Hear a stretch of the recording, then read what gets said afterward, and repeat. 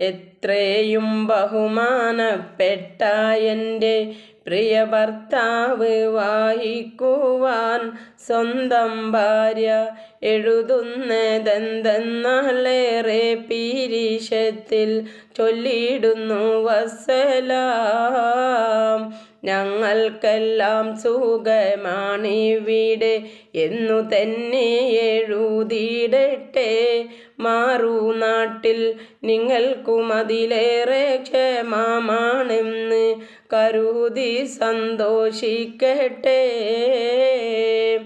എഴുതിയറിയിക്കുവാൻ കാര്യങ്ങൾ 100 എഴുതുകയല്ലാതെ വേറെന്ത് വഴിയുണ്ട്?